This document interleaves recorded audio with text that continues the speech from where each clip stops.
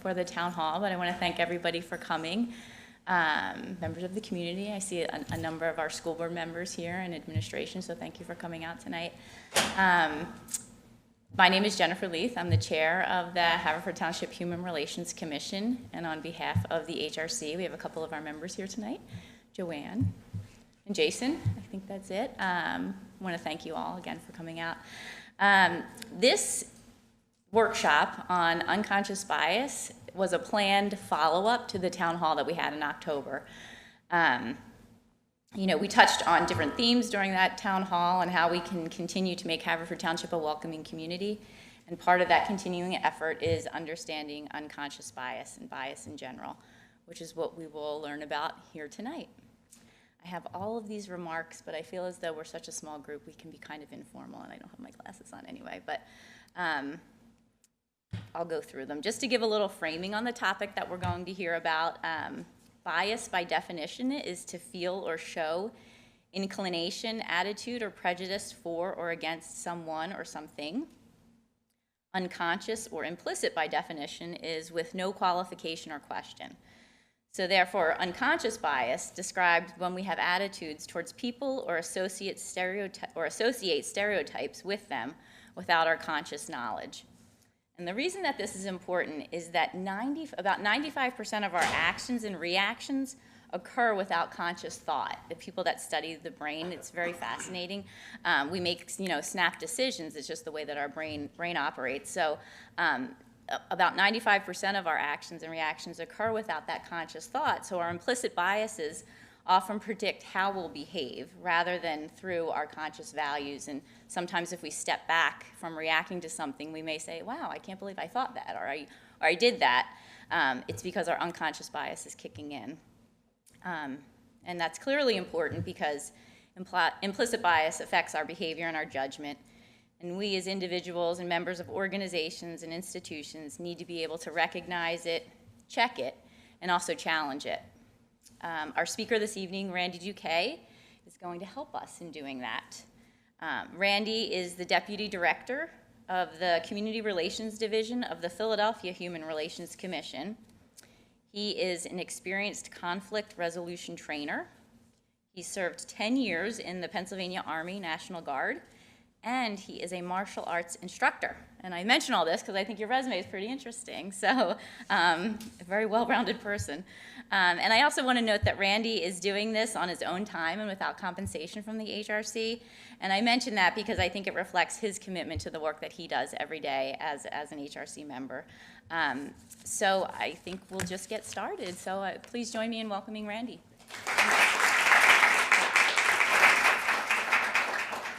Good evening. Hi, I'm Randy Duque. I'm with the Philadelphia Commission on Human Relations. So thank you for having me. Again, I'm here to give you a little train up, I guess you could say, on implicit bias. There's a lot we can go into, and there's a lot of slides in this. Hopefully this will be made public to you. But in the meantime, I'll try to address the basics of implicit bias as well as, if we have time for it, to answer some questions. Anyway, as you heard, I'm with the Philadelphia Commission on Human Relations. We are the nation's oldest municipal agency dedicated to enforcing civil rights and anti-discrimination laws. We were actually written into the city's ordinance back in 1948, and then into the Home Rule Charter by 51 and enacted by 53. So it predates the Civil Rights Act of 64 and 68. Basically, the main mission was really to enforce those civil rights laws and also the local ordinance in anti-discrimination. We do that in a couple ways. One, we do that through our compliance division, which enforces. Whereas most federal and state, or in federal and state, there's about 8 or 9 protected categories. The city of Philadelphia actually has 17. So people who feel that they've been discriminated against in the workplace, public accommodations, or in housing, they can file with our office in the city. So essentially, a person who either lives in the city, works in the city, or even is just passing through the city, if they felt they've been discriminated against in any of those areas, they can file with us there. The other aspect of the Commission on Human Relations in Philadelphia is that we do education programs, not just on informing people of their rights, but also on conducting educational programs, such as this. Right? This is where we get to expand beyond our borders and be able to work with other HRCs throughout, the Commonwealth or even throughout the nation. So I'm really happy to be here tonight because I kind of feel trapped sometimes working in Philadelphia, and it's nice to get out of the borders. With that said, you heard a little bit about me. I am the Deputy Director for Community Relations Division, so I head up that division, and we work exclusively in community issues. Those are the intangible issues, the non-enforcement side. So basically, when people feel that, when people come in conflict with neighbors and such, or even there's community tensions, we can help respond to it. As you heard in my background, I do have a master's in conflict resolution, or actually it's communication sciences and conflict. But my undergrad is in anthropology. I had a particular interest in cultural anthropology. This is back at the Temple. We really don't have a strong cultural anthropology, but I took up every class in that, and I was a pre-med major at that. So, biology, culture, stuff like that. I like all that stuff. Yeah, you did hear that I did serve my past 10 years with the Army National Guard as an infantryman. So, with that and teaching Kung Fu, conflict is my thing. All right. So, anyway, prior to working for, I do want to give this kind of background too that's not in there, but because I think it's kind of relevant to just who I am and what I do. But prior to working for the Commission on Human Relations in Philadelphia, I spent 10 years working in community mediation, where I basically worked with people in conflict and mediating disputes, but also I headed up and worked with first-time juvenile and at-risk offenders. So we were taught them conflict resolution, anger management, and various types of things to help reduce the chances that they get rearrested again. So it was a great program. Like when I got there, it was like there was a study that was done that showed that kids who went through the Philadelphia court system, if they got arrested and went through the court system, saw a judge, there was about a 40-some% chance that they get rearrested in 3 years. With our program, when I started, it was about 24%, which was impressive enough. Then we kept tweaking it throughout the years, and then by the time I left, it was less than 8% in 3 years. So, it goes to show, which is why I say about in terms of being a conflict resolution, I guess at this point, expert, I really value the ideas, and not the ideas, but what I teach, because that's a lot more important than to be able to resolve it in a more forceful way. So I always, when we talk about culture, you got to take a step back, or implicit bias, you got to take a step back and what you think about when you hear culture. A lot of times when people say, or when you think about culture, people think of the most common things, ethnic cultures or racial cultures. Think of food, you think of clothing, right? And then if you start thinking a little bit more, you start thinking about the cultures that we all grow up in, right? So if you think about culture more broadly, it's really these different systems that we grow up in and that what we are exposed to. And those are, made up of different things. First of all, our family, right? We have our family culture. Then you've got your work culture. You've got your education. You've got even of your hobbies.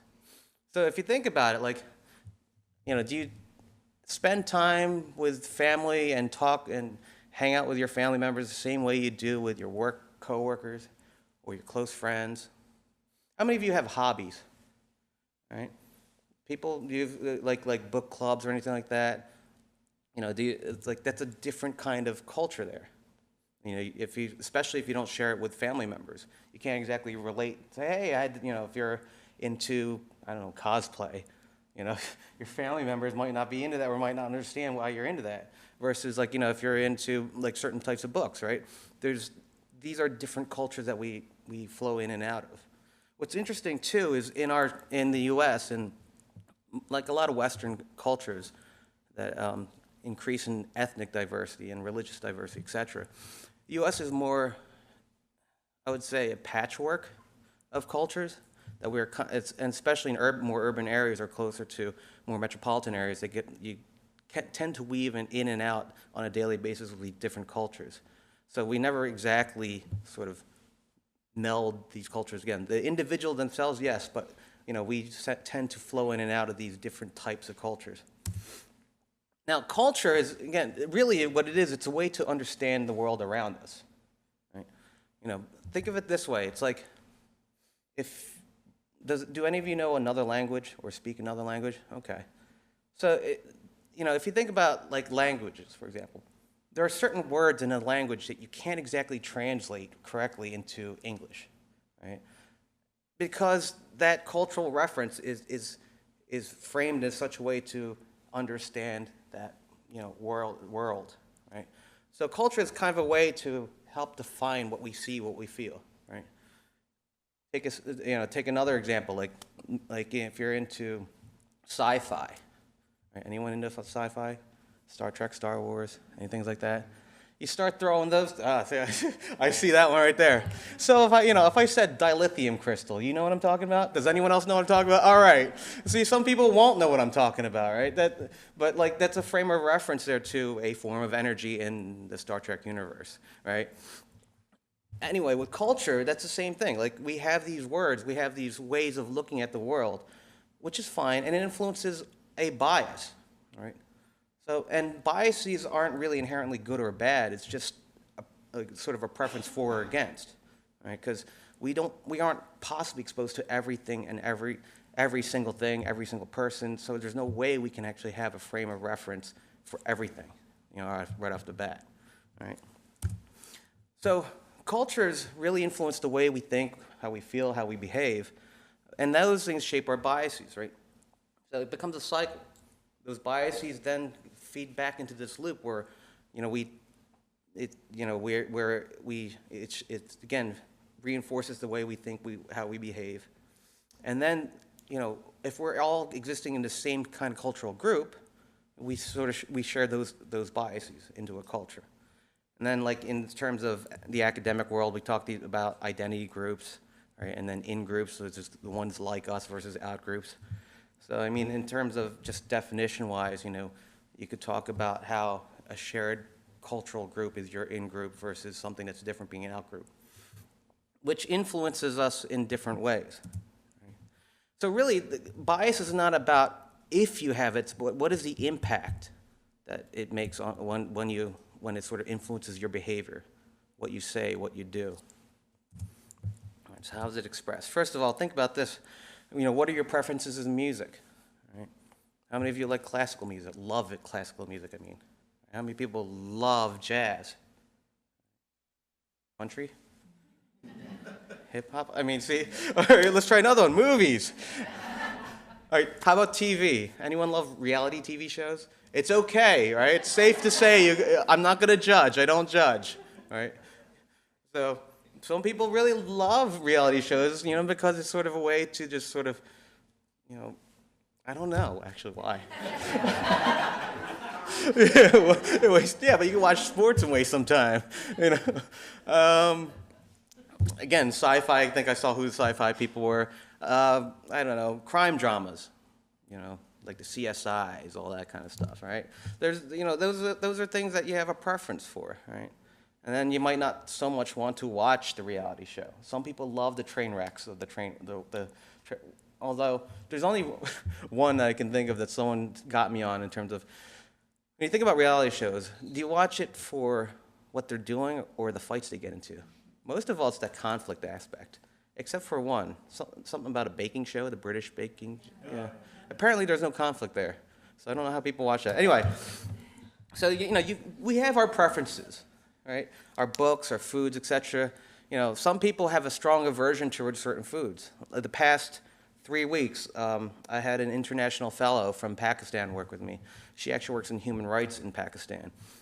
And it was interesting because, besides from the work aspect of what we do and, learning from her about the human rights stuff that they work in Pakistan, whenever we go out to lunch, she had a strong preference to a certain type of food.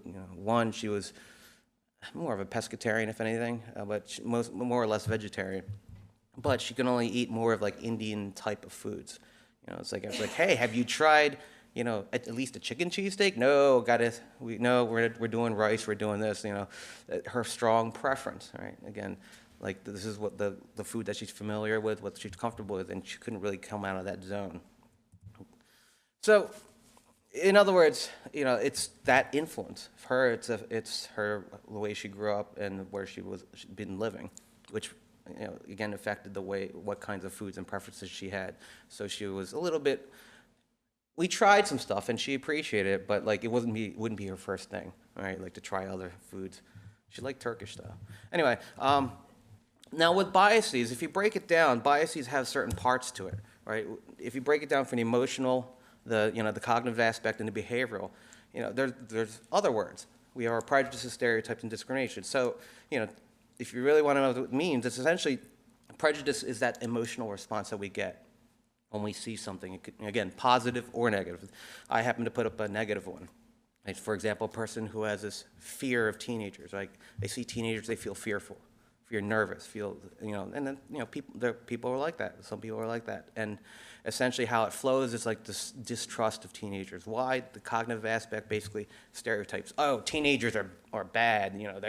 They're rude, they're arrogant, right? So the stereotype is how we value that emotion. Discriminatory practice, behavior is the behavior of it. So, and that's where things can change, right? How we act on our prejudices and our stereotypes is essentially how that bias flows into how we act. And these examples, for example, one person who might have a fear of teenagers might just avoid them. I see them and walk across the street. I think they're knocking on my door. I, shut off the lights, right? To confronting them, right? Straight out yelling at teenagers. As soon as they start getting on my nerves, I'm yelling. Be overly vigilant, be restrictive there. So the bias flows out of a person like this. It can flow out of a person in various ways.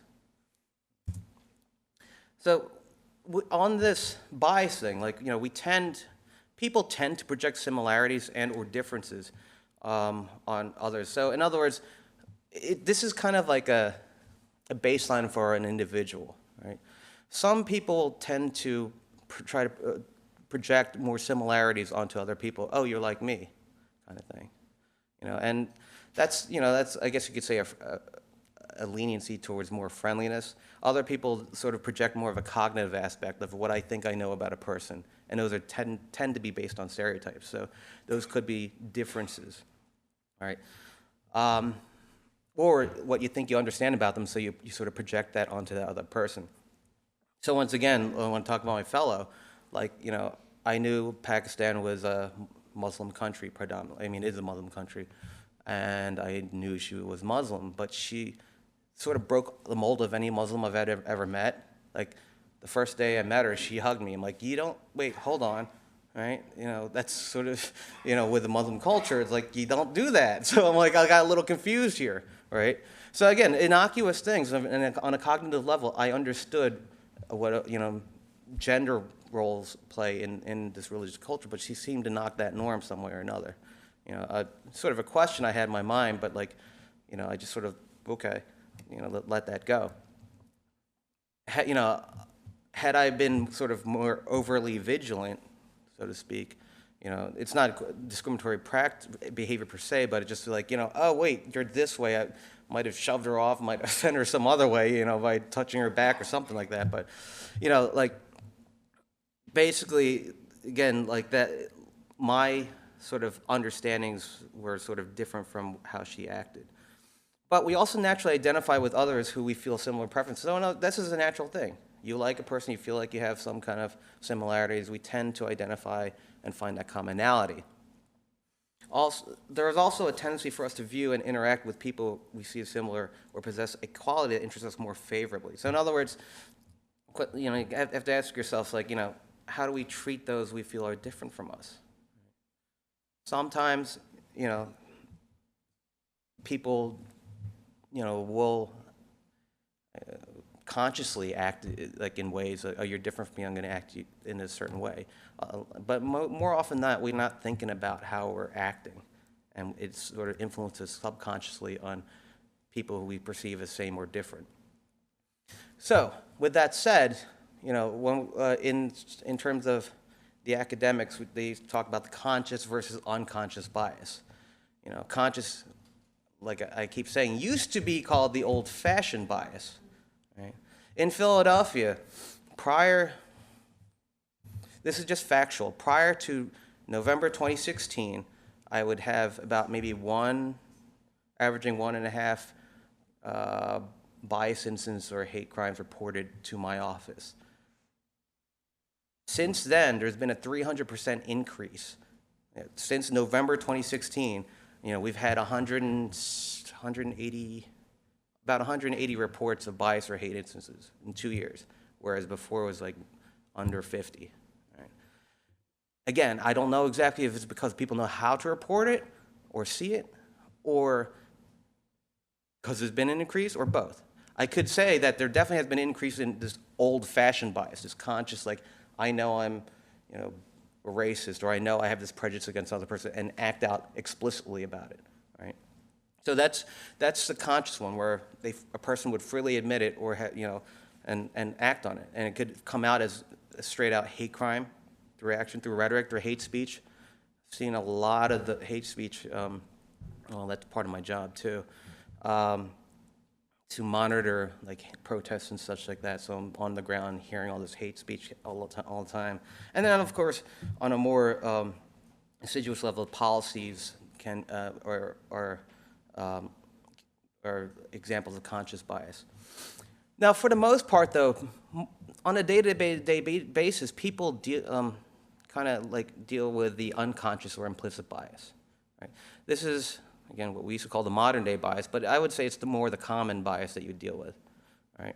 These are where oftentimes people are unaware of it, both the actor and the person who perceived it, right? It's basically leaves the person who's kind of confused, like, what just happened here, right? The person who is the actor of that bias may or may not realize that they have it. Again, like thinking about like language, it's like, I'm using a certain term, especially if you travel around the country, there are certain words that are Philly words, right? Or this region words. You use it in like Southern California, they're not going to exactly know what you're talking about, or it's going to take you a second, or you travel across the pond to, UK, and next thing you know, that's a different type of vocabulary set. Right, so a person may really not realize that they have this bias, but they're acting out on it. Right, it's often subtle, right, in a few different ways. And this is all the academic stuff. So you can kind of break it down with bias, different types of bias behavior. From automatic, like this sort of preferential treatment you might have for people or a person or people that you have a bias for, right? Always giving them more opportunities to. If you're like a manager or something, it might give a certain person more opportunities for growth as opposed to another person who might be a different religion, ethnicity, etc. Or ambiguous. Basically, this is more of like an avoidance behavior. It's like you realize this person is different from you, and you don't want to offend or insult them, so you tend to avoid them or avoid kind of interaction with them, trying to be polite sort of way. But it turns into this sort of aversive racism when we're talking about race. And then there's ambivalence. Basically, it's essentially just, basically, oh, you're from this country, or you practice that religion, so I interact with you that way, and basically interact off the existing stereotypes I have in my mind. All right, so here's an example, or a couple of examples. Like I mentioned earlier, one of the things part of my job is to be there and for protests and such. If you remember the papal visit, 3 years ago now? When the Pope came to town, I was attached to, it was essentially a joint civil disturbance group through Secret Service. So the cool factor was, I was one of the only people who were not law enforcement on this team. So that was kind of cool for me. But the kind of thing that sucked was, did anyone go down to Philly at that time? If you heard on the news, they blocked off a big part of Center City from any cars or anything. So you had basically from river to river, and 10 blocks between City Hall both ways, where it was like a no-drive zone, and you had to walk from one side to the other. the other. And that's a lot of walking for all day. But anyway, and it was hot that weekend. So, basically, when we weren't responding to protests, we were sort of helping out with people who were passing out. And a lot of them were elderly because it was hot. So I remember there was a situation where I was working, there was an elderly woman, and she was with her daughter who did speak English, sort of found out what was wrong with her, got an EMT to her to help her out. And then this sergeant I had been working with for 2 years at this point, right? He comes over, he's like, "Randy, I need your help." I'm like, "What's going on?" Because I saw this crowd, like it looked like something's going on. So we quickly ran over, start spreading around. I'm like, what's going on? I saw like a woman kind of pass out. I'm like, did she get hit? What's going on? Like, what do you need me to do? And he's like, I need you to talk to her. I looked at her. I'm like, she's Chinese. I'm like, wait a minute. I was like, we're going to talk about this later. What he didn't know about me, because I never told him this, is that I did know a little bit of Chinese because I lived in Korea and worked in a language academy. So I learned Chinese, Japanese, and of course I had to learn Korean. So I could speak it, and so I tried whatever I could, and she spoke Cantonese. Right? I spoke Mandarin. Like this is useless. It's kind of like speaking Spanish and a person speaks Canadian French or something like that. It's just kind of different.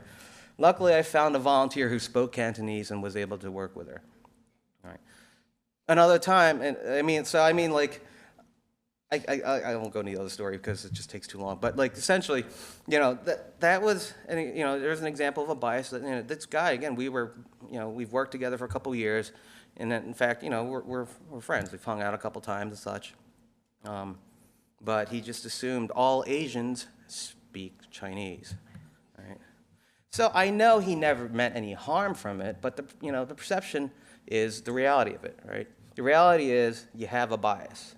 You assume that all Asians speak Chinese in this case, right? He, I know, because we talked about this, was like, I didn't mean anything by that.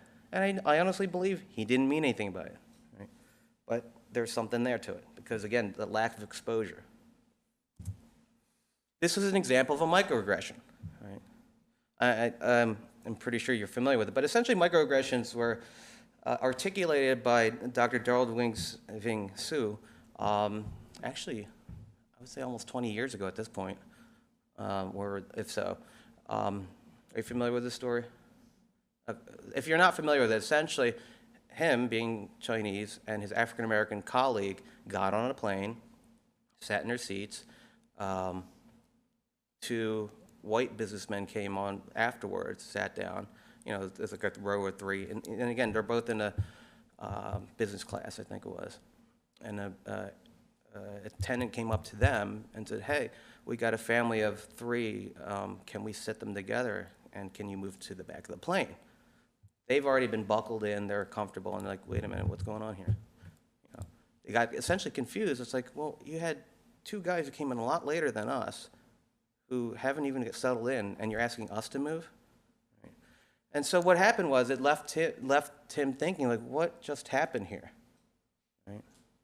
Now, I bet you, like, they didn't confront because they were just too confused. It's like, okay, well, we'll go back in the plane so the family can sit together. But it left them thinking, and left him starting to do research on implicit bias. And so he developed basically the idea of, or articulated this term called a microaggression to talk about and to frame what the action that they just experienced. And again, from an academic standpoint, these are different types of microaggressions. The microassault, just so you're clear, is really an old-fashioned type of bias. This is really a quick threat or insult or something like that, a racial slur, name calling. Those are intentional. Right? A person might say, "Oh, I didn't like you calling, someone a homophobic slur." Usually, "Oh, I didn't mean it like that." Then what did you mean it like? Right? Or the N-word. Like, "Oh, everyone uses that." But still, like, what is that supposed to mean to you, right? To micro insults, right? Kind of like saying to a female athlete, "Yeah, oh, it's not bad for a girl." It's like, what is that supposed to mean? She's an athlete, you're not. Like, why are you judging her on saying not bad? And then micro invalidations, like asking an Asian American their nationality. I put that in there because that's a sort of something I get like almost once a week. It's either where are you from or do you speak English? Now, you've just been hearing me talking for a while. Does it sound like I have an accent? Does it sound like you need to ask me where I'm from? You know, usually I pass it off as like, oh, I'm from Alney, right? You know. And if they're cool with it, they're cool with it. If they're not, then it's like, what do you mean by where you're from? Right. Now, the thing with microaggressions are essentially, aside from all this, microaggressions are essentially like friction, right? Friction in itself doesn't hurt. It keeps us on the ground, keeps us moving. But the more you do something like this to your skin, you're going to break that skin. You're going to get an abrasion, and you're going to bleed, right? And that's essentially what microaggressions are. The more you're exposed to it, the more a person gets it, the more it's going to wear on the person. So, especially with ongoing relationships, the more, and I mean like interpersonal relationships, workplace, friends, family, the more a person is exposed to it within those groups, chances are that interpersonal relationship is going to be corroded. So how do we address that? First of all, it's really important to understand and think and really reflect on this. So I'm going to just give you a couple of moments for yourself just to think about this. Think about what are the stereotypes you might make about a person of different races and ethnicities. Think about like this sex, gender identity, and expression, age. These are just some of them. Occupations, right? About people of different social classes, right? Also consider what what you're aware of and what people may have observed for you. So, for example, when I first moved into the neighborhood I live now, there happens to be like a lot of bars in the area, and not that I drink a lot, but they're there, and I happen to make friends with some of the bartenders. So I would go to one bar because it was quieter, and I would talk to the bartender. So it was just like me and him, we're friends now. But like we would talk, whatever, about TV, about music, stuff like that, and every time we're in the discussion, he'd stop. I'm like, okay, that's interesting. He's like, oh yeah, I just saw, I didn't see I saw an unfamiliar face, or I saw someone not from the neighborhood. I'm like, okay. And I noticed that for a while. Then I started looking. It's like, who are these people that are not from the neighborhood when he keeps stopping?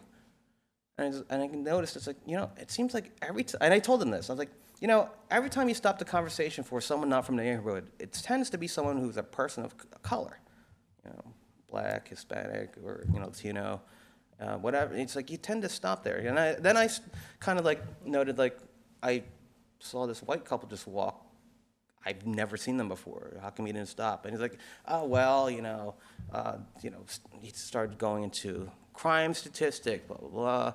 And I said, you know what? I think you're a little racist. And he's like, no, I grew up in this, and he went off on where he grew up, somewhere in New York, diverse, blah, blah. I had my black friends. Like, oh, here we go. So, I let him talk, but I said, okay, that's fine and all good, but you're racist, essentially. I said, like, I'm not saying, because, like, I said, like, I don't think you're purposely being this, but I do think you have this bias. Because, like, I also acknowledge the fact that, like, regardless of person's skin color, gender, etc., once they walked into the bar, he treated everyone great. Like, I think he was one of the best bar. Like, he would, as soon as he would acknowledge them if he's busy, but he would talk to anyone. So he was great consciously, but like there was that subconscious thing that I would kept pointing him out. So consider, like, if someone had said something to you, and if you've heard it a few times, consider that as maybe that's something that you might have a bias for or against. Okay. You might have heard it about this by this point. If you go to projectimplicit.org or just Google implicit association test, out of Harvard University, there's a couple of researchers, can't remember the names offhand, but they developed this test, and this test is actually probably close to 10 years old at this point. So, but it's a great free online resource for you to, see what biases you might have about different things. Now, when they first started, they had some fun stuff too, like, biases for, again, like Harry Potter versus Game of Thrones. I think they do change it up, and they might have different fun ones to do too. But the topics, with respect to the biases in the real world that we might have, unless you could get into fights about Harry Potter. And I always say that apparently I took that test, and I'm a Ravenclaw. I don't know if that means anything, but anyway. But no, you could take tests on terms of race. For example, the most common test to take is the one on essentially skin color, African American and white versus the notions of good and bad. And you have to essentially they do a baseline test, so there's a lot of things to press buttons and stuff like that. So it does do a baseline test, and then from that it scores you ranks you in terms of sort of level of bias, in terms of do you have a strong bias versus no bias, et cetera, or a bias for one or the other. So you could take things like that.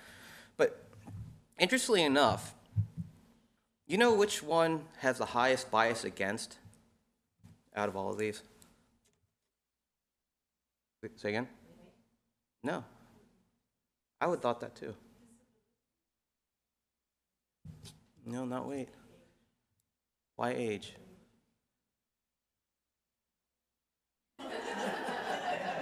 It's that wisdom right there. That's what it is. No, think about it. Regardless of what religion you practice, where you grew up, everyone gets old. Right?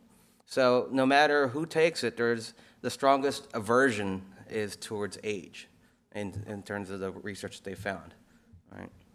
And so there's a whole nother class I could teach on age and stuff like that, but in terms of that. But still, if you just go, this is a great way to look at the different biases, because it may surprise you, or at least may reaffirm some things you might have questioned yourself about. And then, like I said, honest self-reflection is important, to address bias in self. Once you will start realizing that, thinking about the biases that you have, try to get educated on those biases, right? Learn about the quote other side or that out group, right? Debunk those preconceptions. Develop that more open, and another thing is developing a more open-minded point of view, right? Especially if you have sort of, stereotypes or such about a group or a person, right? Take that sort of, keep that. There's actually I guess it's really originated as a business model of communication, but there's Bohm, the physicist, had developed this dialogue model called the Bohm dialogue model. And essentially what it is an idea of bringing a group of people together, a diverse group of people together, to dialogue. It's free form, et cetera. But the core of it is the individual has to suspend their judgment. Right? So another way of looking about saying about open-minded viewpoints is really about suspending your judgment. Whatever preconceptions and stuff like that you have, keep it out here so you can really listen to another person. Right? Also, what the research based off of that implicit association test was found that if you constantly, if you know you have this certain bias against, if you constantly remind yourself of positive representations before that interaction or just constantly, it actually lowers that implicit bias that you might have. So in other words, for example, one of the researchers, he's a person of color himself, and but he has found that he's got I think it's a moderate bias against African American, and what they found is if he constantly reminds himself of, as he says, exemplars or positive role models in the African American community, it actually lowers that score. Same thing with the other researcher. She's a successful doctor, but in terms of gender, she still has this bias saying women should stay at home, men are the people in the workplace. Again, she's a doctor. She does she works at Harvard, actually a tenured professor at Harvard, et cetera. Yet she still has this bias that women should not be educated and be homemakers. And for her, when she takes when she starts thinking about female colleagues or just exemplar women, it reduces or changes that bias score. Educating yourself too. Like I said, if you know you have this sort of bias, really try to expose yourself. And again, suspending your judgment to different types of media, entertainment, events. Go to an event, right? I always love going to different ethnic or religious or interreligious types of events, to get that exposure to people, places, things, foods too. Love food. Except tuna salad. I can't do that for some reason. But yeah, but like if you expose yourself to different things, it does help. You know, and then of course books and articles are a good way too. Like I said, with suspendment and judgment, like inaction. So in other words, especially this is geared towards more like conflict situations or interaction situations that could be confrontational. Stop and think before you say. This is a good rule in general, right? But, we're talking about, drawing on your biases, like to really be able to, like, wait, stop and think, like, if I said it this way, it's, like, for example, like something that sounds sexist or something, is that going to come out that way, right? Rather than judge, and, ask yourself if it's just something, like, in others, if it's something from another person, rather than judge, oh, it's because they're whatever. Think about it, it's like, is it just something, think about it. Is it just something different from what I do? Is it any better than how I do it? Right? Be aware of your emotional triggers, and then also, like I said, sometimes in terms of conflict, we can get, obviously angry and emotionally flooded, which would sort of prevent you from really thinking about this. So you might need to check yourself before you do or say anything wrong.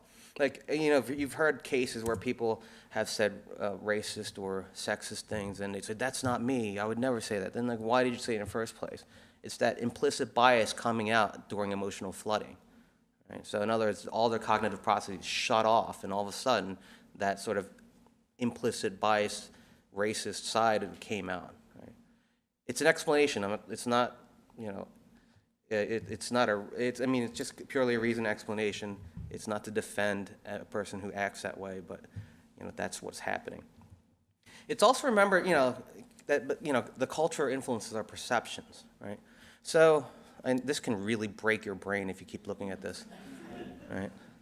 But the whole idea here is like, everyone looks at something a different way, and our culture influences to look at it a certain way.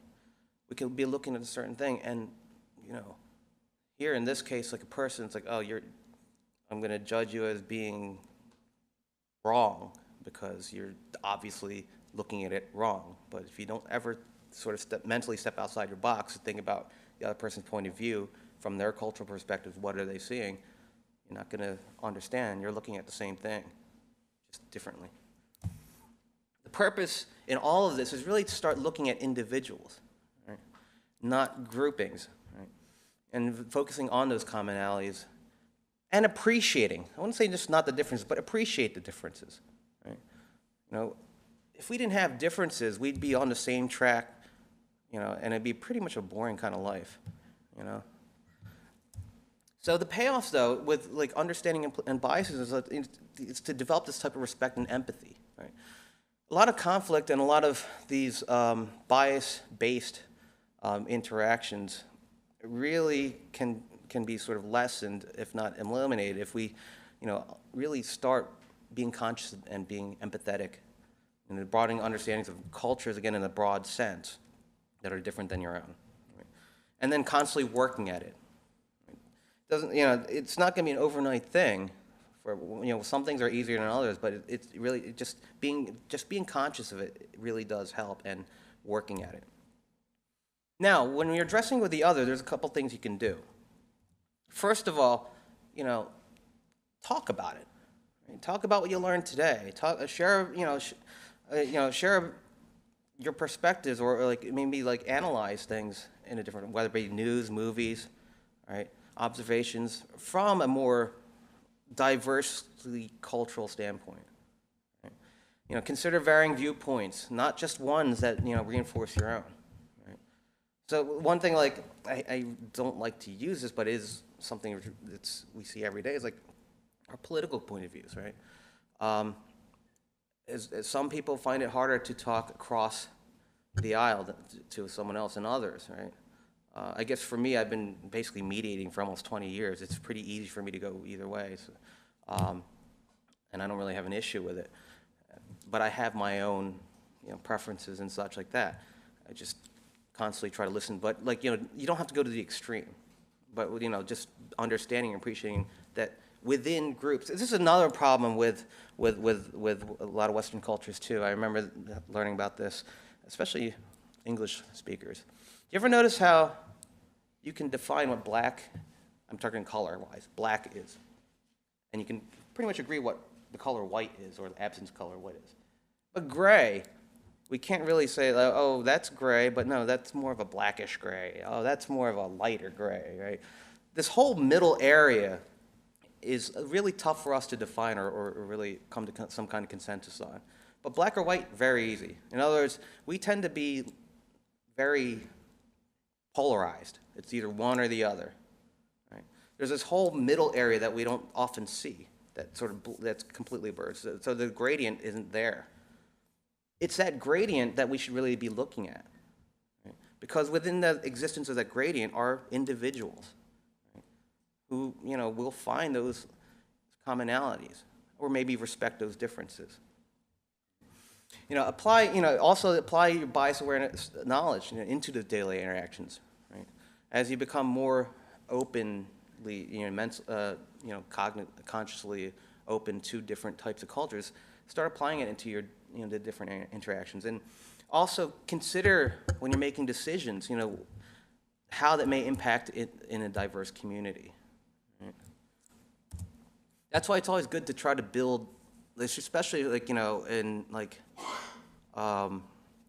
large decision-making, it should be really decision-making groups or some kind of consensus model, especially when you're talking about policies, et cetera, because it's good to have different perspectives, especially diverse perspectives, right? Because it can impact, the community if you're not being cognizant, So, for example, our commission, currently we have 8 commissioners. 9 is the total complement, but we have 8 commissioners, but they, in a way, they represent a different aspect of Philadelphia. We have, someone who's disabled, someone who is from the LGBT community. We have different African American. We have a rabbi, and so we try to cover those grounds. That way, anything that we try to push in policy, there's a consideration and a voice that someone who might be of Latino might not consider from an African American or something like that. Now, when you see bias occur, like I said, acknowledge it, notice it. First of all, you can think of the ACE acronyms. Just notice the behavior first. Like I said, with that bartender friend of mine, I noticed it. I didn't just say, oh, it's, don't brush it away. Oh, he's a friend. It's okay. Then I called it out. Right? Call out that behavior directly. Now, even depending on the situation, you may, you might call it out sooner than later, or you might not have the time to. But if you can address it, like I said, the other time, when we were responding to that that woman who was passed out, I said, we're going to talk about this later. Right? And then the last part is to educate, let them know. It's like, hey, I think this what you said, what you assumed about me is kind of biased. It's racist, kind of racist, and told them what the effects are, et cetera. It's like, you just assume this about me, right? Me, I constantly just do little corrections when I hear microaggressions and stuff like that. And our office is pretty much like that with people. My boss is really big on if someone says, oh, this girl, you mean a lady, a woman, right? Girl versus woman, et cetera, like that, But we all tend to do that even on a microaggression level. Even in the military, at least my unit was a pretty diverse unit, and as soon as we heard something that sounded remotely racist, we just called the person right out, and it didn't matter what rank they were, So it really didn't. You have privates to a sergeant, you don't normally do that. But in this case, you couldn't say anything because they're in the wrong, right? Especially as the military diversifies, it's like, you have to call it out now, otherwise it's just going to permeate. The other thing to consider is contextual awareness, right? Basically, not just conflicts, but in general, if you step into a situation, consider the entire context of the event, right? Consider what you're looking at, even when you're in it, what's going on here? is something, part of a culture influencing the interactions, right? Whether it's racial, ethnic, etc. You know, would the situation have played out the same or different? So, for example, there was a situation where in Philly a couple years ago where it was automatically assumed that this group was a neo-Nazi group, and people wanted it shut down. And I said, and they did some kind of reenactment or something like that. And I said, first of all, did anyone see this? They're like, no, we read it in the paper. I'm like, okay, that's great. You read it in the paper. All right. Let's stop for a second. And he's like, oh, well, one of the people I was talking with, one who wanted to shut it down, he's like, I don't really feel comfortable. I said, first of all, this is a World War II thing. It's a German POW. It's like, have you ever seen Hogan's Heroes? They had it's the period costume. It's like, it's what it is. And he's like, oh, well, they have swastikas. I'm like, look, Nazi's a political party, all right? These are German, and it happened to be World War II. They're going to have swastikas in there if it's period correct, right? Potentially, if you try to shut this down, it could turn into a First Amendment issue. You're basically like, but let's see what's going on here. And he said, oh, well, all right, but I don't really feel comfortable about this. I said, okay, let me stop here for a second. If this were a Korean War enactment, would you have a problem? He was like, I have to think about it. I said, that's exactly why we need to stop and think about this before we just shut it down. If you have a problem with this, but you don't have a problem with another war, we're doing the same thing, then this could be sort of, again, a lack of contextual awareness. Look at the context of what they're doing. So what we did was, we talked with the what do you call it, the board who was running this thing, and we said, here are some concerns. People did have legitimate concerns, but we understand this is also an educational thing. Can you turn this in? Let's talk about how we can make this even more educational. Talk about what the ramifications of not just what you're doing, but the symbols, these symbols that have now are symbols of hate. The swastika, for example, co-opted from East Asia and Central and South Asia. Right? If you're not aware of that, the swastika is a symbol of Buddhism and religion, right? See, Buddha. See, so but it's been co-opted, So it looks like if you look at a map in let's say you go to Korea or Japan or even India, you see swastikas on the map all the time. It's like, and yeah.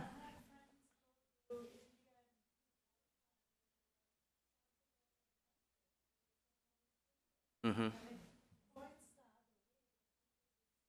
Right, and it's been co-opted, right, and so that's this problem.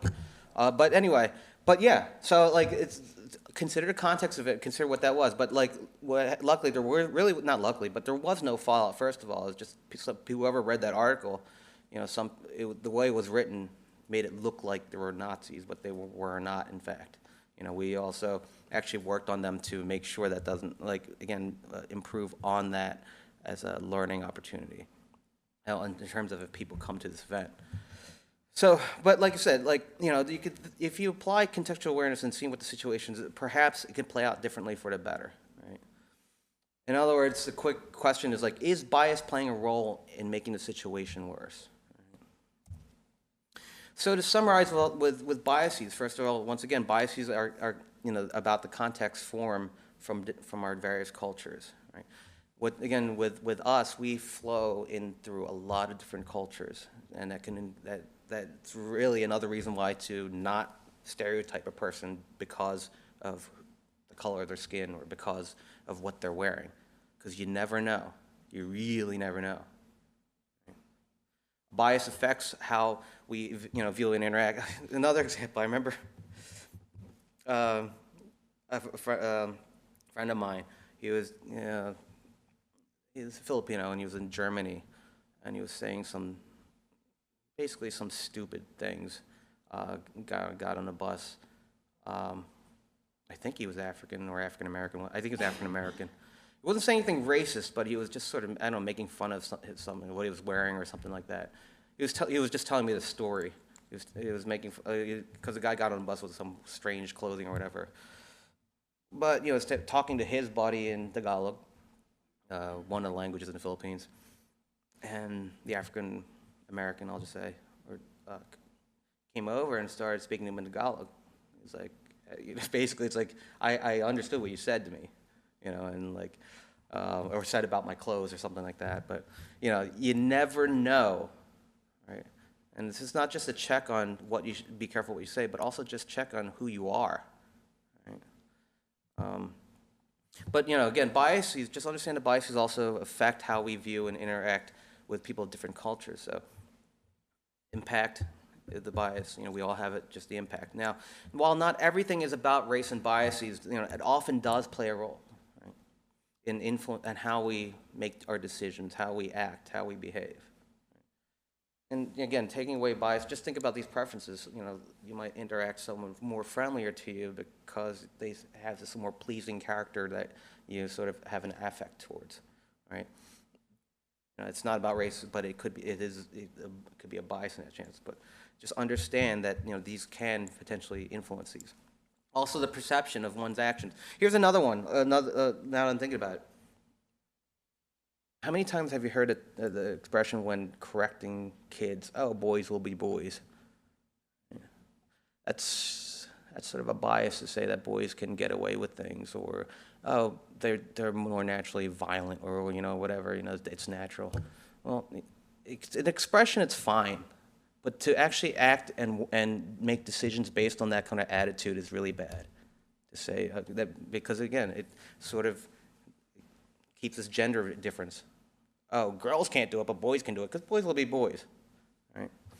So understand even these things that, again, are fine. Just be conscious of what you're saying and what those things actually mean, because it can influence how you make those decisions and how you think and how you're going to act. Now, recognize one's own implicit association. So when you recognize your own, it can really help to change and influence the biased behavior. And also consider, you know, the impact of biases when you're interacting with different social cultures, right? And consider how these cultures in decision making, especially within decision making, because it can again impact how you're interacting. Because you might think it's like the best, you know, best decision for everyone, but if you're not really considering the impact on, you know, again, just think about like various kinds of categories, you know, racial, ethnic, you know, disabilities, religious, how that can actually impact. You might act, you know, one of the things that like we often in the, you know, Western, I'll say here, forget about, like, you know, sort of like religious holidays and things like that, and how that can actually create difficulties with a person who doesn't practice, who's not Christian, for example, or, you know, where there's predominant of our, you know, holidays are Christian based, and how that can actually impact people who aren't practices of those language of those holidays. So, in other words, again, just constantly think about different cultures when you're trying to make decisions or trying to make policies. Okay. So I think right now I'm going to keep it up to opening up for questions. This is my contact information, obviously. So if you have any more questions or want to learn more about us, you can find us on Facebook, on Twitter, or Instagram. All right. So are there any questions or thoughts or things? Yes. I guess I'd like a two-part question. One is like in the workplace, and also so, you know, I happen to work in a very diverse company.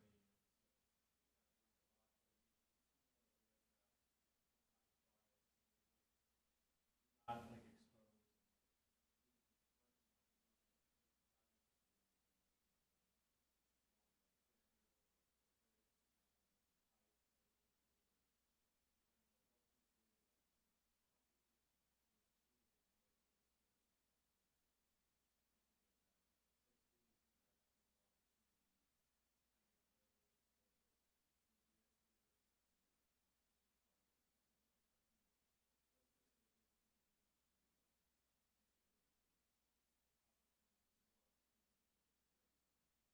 Well, I mean, with respect to look, for the workplace and employment, depends on how much you can influence the HR department, in terms of how hiring is done. So it could be anything from, for example, for the city of Philadelphia, like when I applied as a civil servant, like basically we were numbers. We took a test and we were ranked by the top. We took a test first, then we were interviewed by a panel of people who didn't work for the city, and people that none of us knew. And then the top 2 candidates got the interview with the actual, well, in this case, got the actual interview at the PCHR. So doing something like that where and same thing with civil service in general. It's like you take a test, you're a number, and you're ranked that way. And it's like the top 2, or there's good pluses and minuses to that, because you might have a great candidate who just doesn't test well. That's a problem. So there's that. Another, like you could scrub like, names or information and like sort of look at, again, candidate resumes, and they just really look at the resumes, just education, work experience, and use that before you actually even know the person's gender or name. Those are practical ways for potentially hiring candidates of a diverse. Now the problem again is it could also blow back because you might have great candidates of one particular ethnicity, and not even know it. Next thing you hire, like whether it be 2 white men or whatever, it's like it looks the wrong way. But at least you have more of that's sort of again, you don't have that demographic data to rely on. Now with schools, are you talking about like in terms of programming, or are you talking about bringing students in? That one I'm not clear about. So,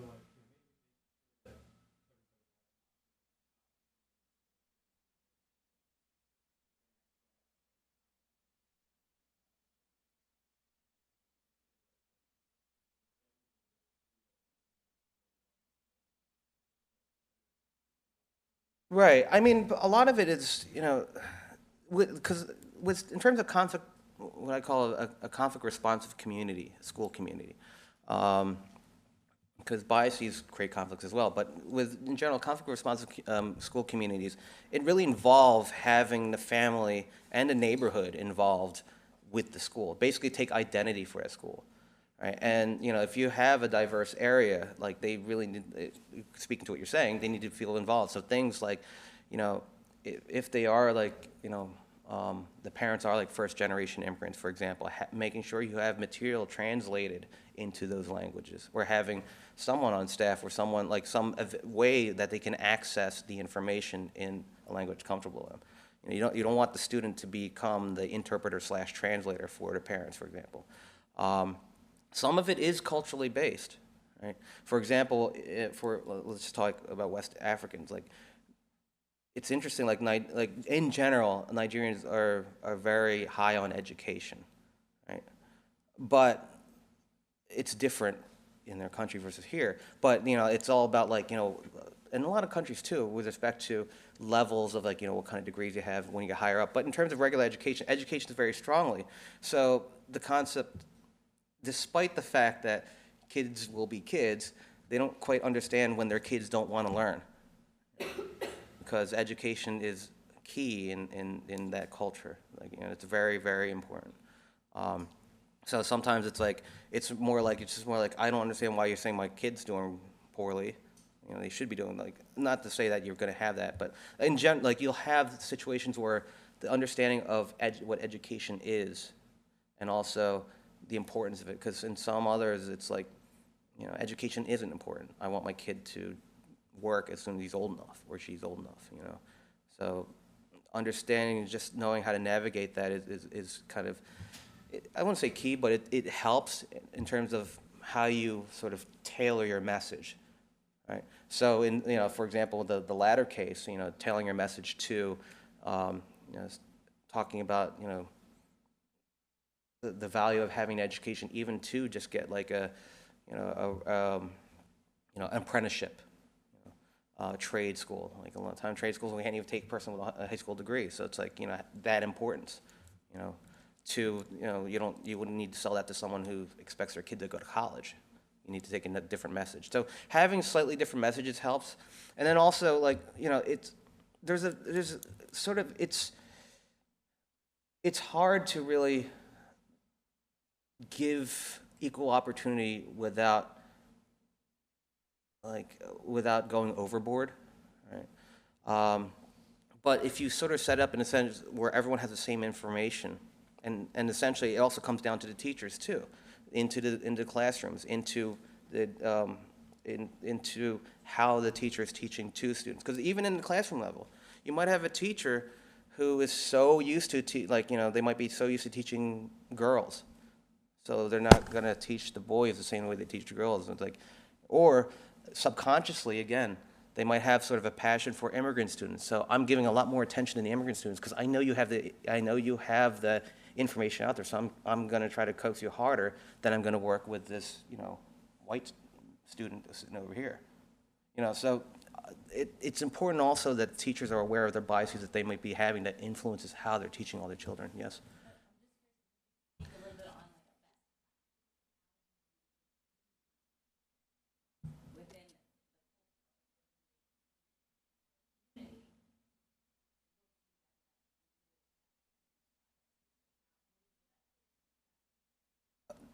It's a multi-pronged approach. There's always a top down and bottom up. You can't just have one or the other. And bottom up is great for, is really you need the bottom up. That's absolutely important. But you need to have top down too, just to sort of make sure, because you're talking about an organization. Right? You can't, because otherwise, if they don't know what's going on top and everything on the device, what's going on the bottom, you need something that kind of comes together.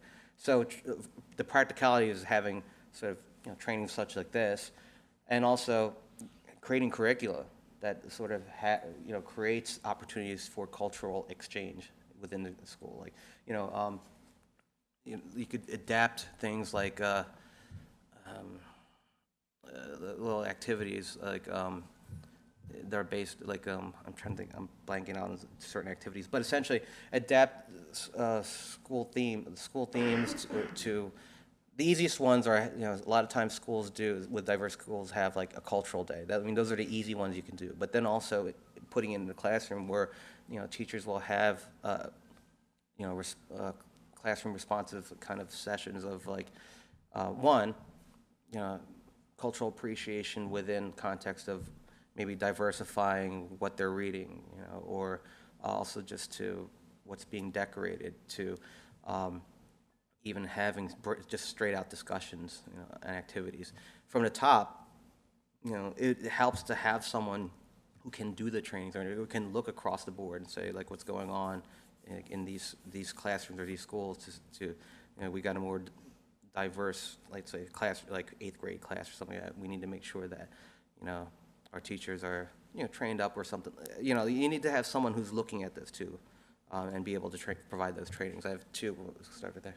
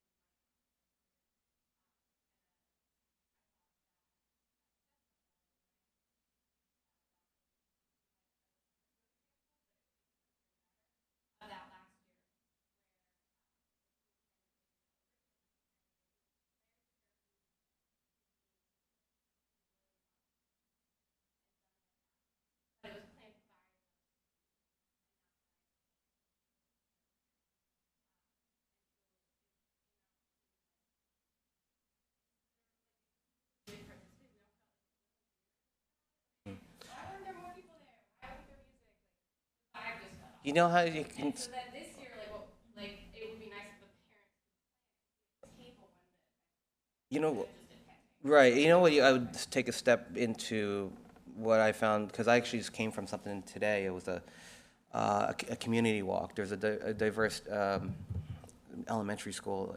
Actually, there's a lot, but this one in particular I like in South Philadelphia. And they had a community walk that the route and the stops were planned by the students.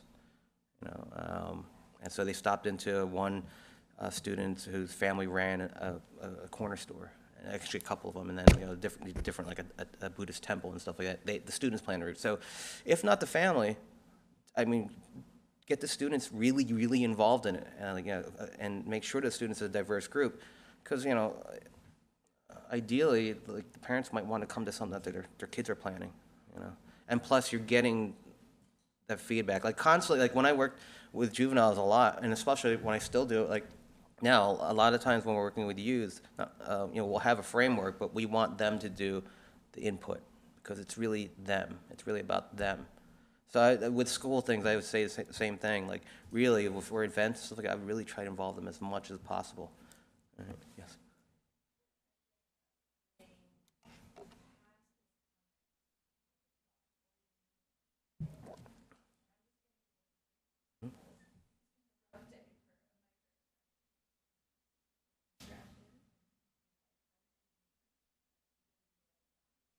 Mm.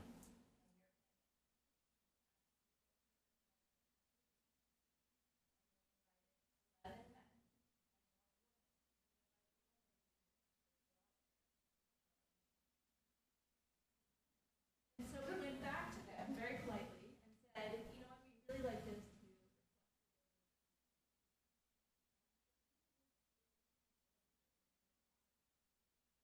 And said, oh, we love diversity.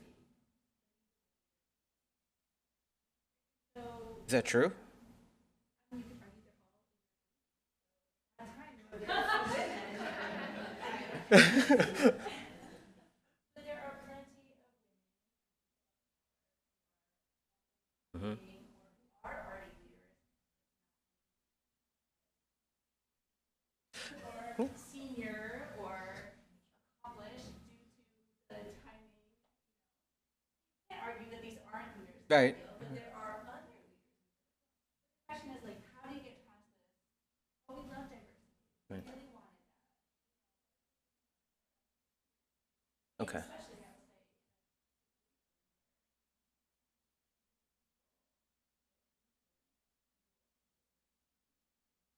Right. I mean, like, the particular example you gave it's a little hard to just deal with that because you're talking about institutionalized, essentially, not racism, but in a sense, partially it's racism, but partially it's also, you know, like ageism in terms of, like you said, 80 years ago, this was the norm, and they're still alive, So that's true. I didn't quite mean it that way. I mean, but the point is, like, yes, you're right. Like you said, you are right. But like, there are these emerging leaders or established leaders in their 40s, and guess what? They're not all white men, right? Sometimes for just that it's hard to be in the field or be in there and to be that voice of reason that's going to be heard. This is why like mediators exist, because a lot of times you'll have people who are in it. Mediators are never going to be in it because they go home at the end of the day, and these people are going to be still in it. But sometimes these people are not going to hear each other until they hear someone from the outside sort of saying it. So being able to my agency oftentimes gets called in to be that outside voice to say, hey, we're looking at this.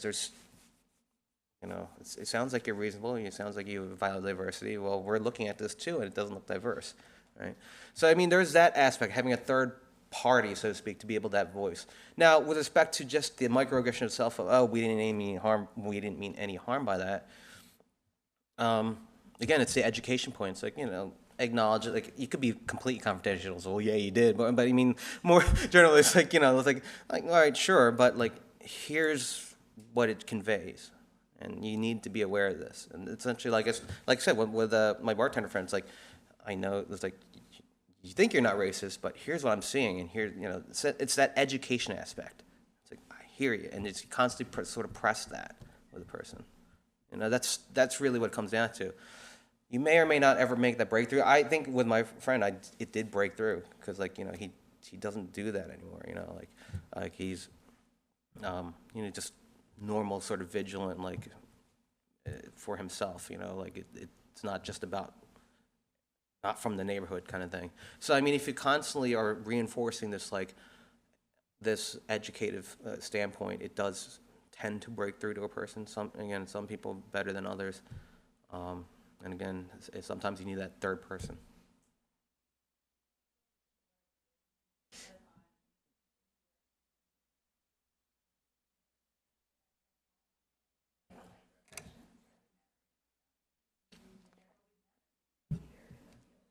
All right.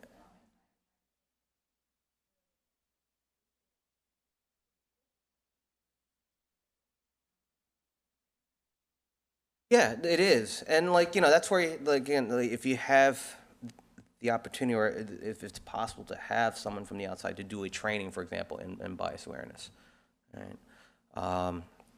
To have, at least sort of start breaking that ground. And sometimes it might take like more of like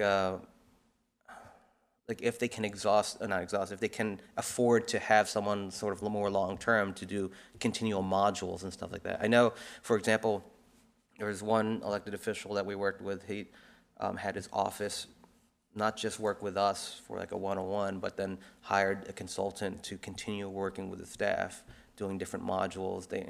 Had them. This was extreme. I mean, that's the really extreme side, because they were journaling, they were doing a lot of stuff, and but he felt that was that important. If you can convince someone in leadership who can make that kind of decision to find value and the necessity to have someone who can start doing that within the workplace, it's that aspect. And then just on you yourself is to be able to just educate, like, the impact of it, regardless of whether or not they meant it. Here's what the impact is. Yes, and then I'll get you.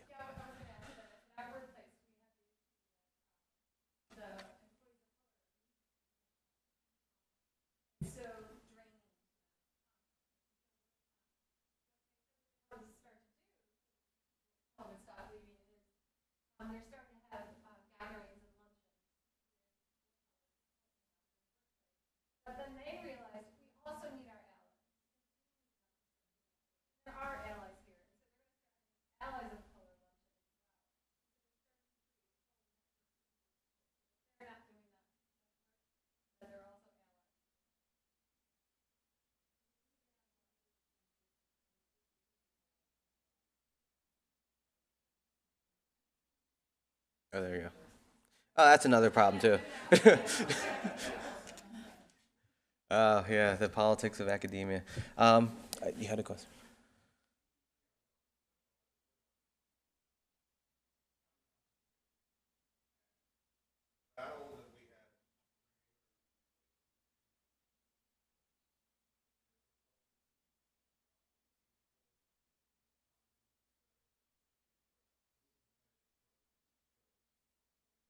Mhm.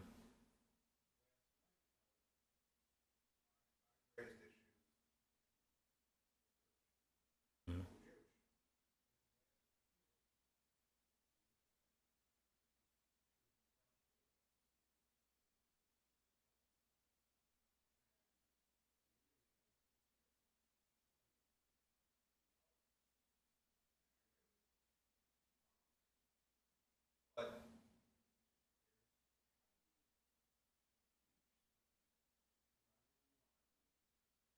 Mhm.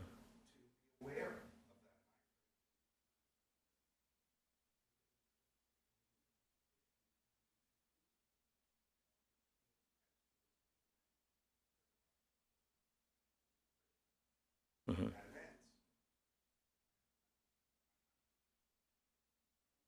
Right. I mean, the long term would be having those dates available and understanding, like, we're talking about not that day, but also being at sunset, and having the understanding, like, don't put it on the eve kind of thing either. So having that, for example. Right, okay. And well, yeah, I mean, because like we had a similar situation. We were asked to do a training, and my boss, who's Jewish, said, "Hey, that day, it's a significant Jewish holiday," and like we raised that with the person, and we said we strongly recommend that. Essentially, well, one, we're not going to do it because but like strongly recommend you change this date because this does exactly what you said, and they changed it. So ours was like a hard push. I know you're saying you're in a minority. With with trying to get a voice, obviously there's strength in numbers. So like trying to find a sort of coalition building within that organization to have like basically people who got your back, the allies, right? Having people who can sort of be an echo to what you're saying. It's very helpful. You know, like because they might be that third party who's that sort of voice reason that they never heard, trying to find another way to explain the significance of what you're saying. And like I said, like my stop gap was that when I was given the example of the World War II reenactment, it was like would you do the same thing for a different war? And they had to stop and like wait, no, maybe not. So it's like trying to find different sort of analogies or examples of getting them to understand, but also it's important to try to find those allies with you on the board. Yeah.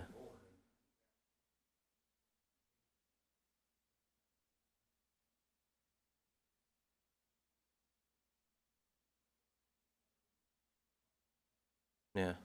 The one that's is one because in the end, like trying to find other ways to sort of send that message. Like, here's the impact that you're excluding this section, this group. It's kind of like think of it this way. It's like maybe you have to use an example. It's kind of like let's build this staircase here, and then all of a sudden anyone in a wheelchair or anyone in crutches they can't get up anymore. You heard of the ADA? Of course you have. Why? Because it's supposed to make sure we're doing it right, and then sort of equate things like that. Yes. And I'd say this, and I haven't been for a very long time. Rituals versus services. Mm-hmm. Religious rituals.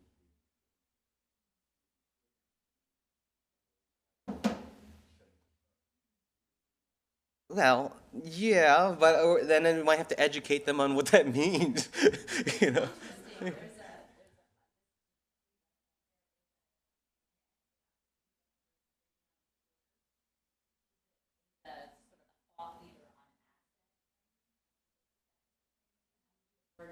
Mm-hmm. I work in the nonprofit funding part of very much focused on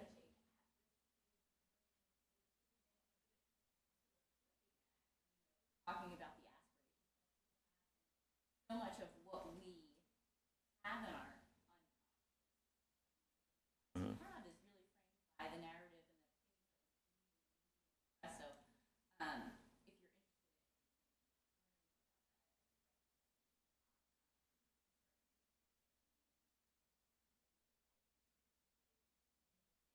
if you're the way you frame something is immediately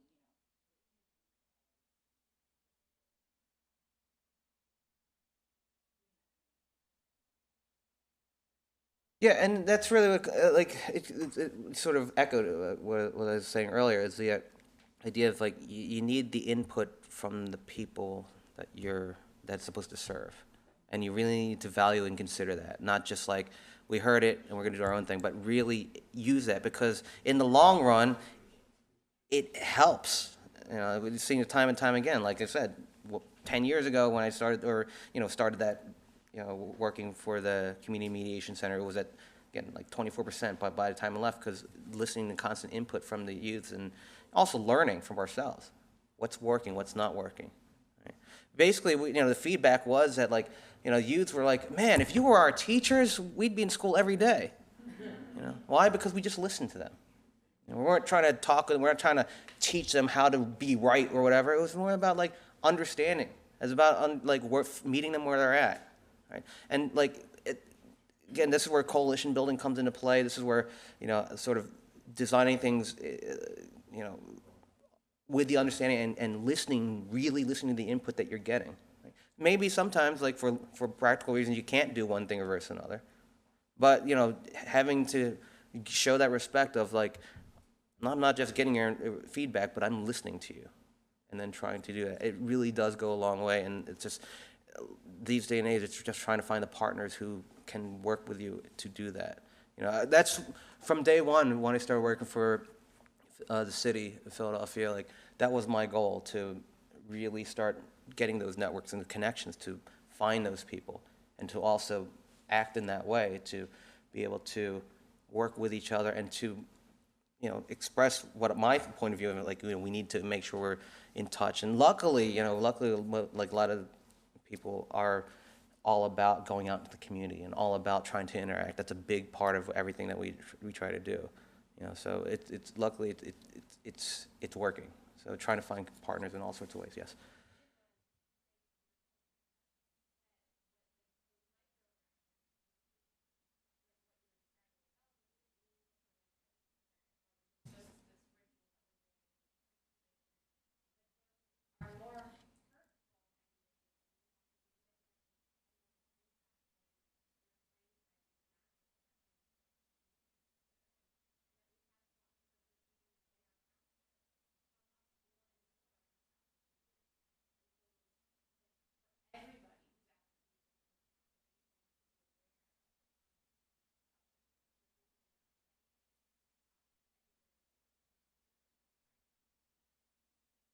Yeah, I mean, yeah, and by example, and really, and also, you know, having a lot of community partners helps too, because then like that's part of what I do too, is like mobilizing our community partners to essentially be a counter message or something like that, or at least coordinate, because you know there's a lot of people, great people in the community doing great work, but they're isolated or people don't know what they're doing.